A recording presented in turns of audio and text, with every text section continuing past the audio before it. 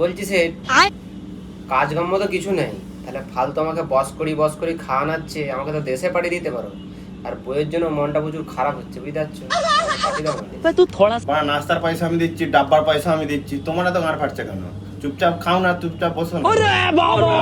হ্যাঁ, এখন তো বলবে লেদোকে ছেড়ে দিলে, লেদো তো যে বিন্দাস দেশে ঘুরছে, আর আমাকে ছাড়লেই যত নাটক।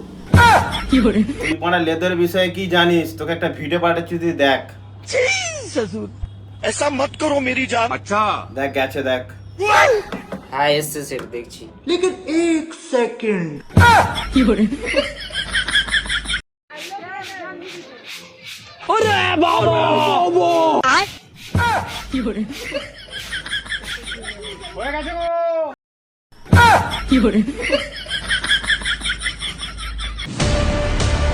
সেটা আমার তাড়াতাড়ি টিকিট কাটো, বউ আমার ঘরের কাজ করি করি শিখে দিচ্ছে, তাড়াতাড়ি আমার টিকিট কাটো।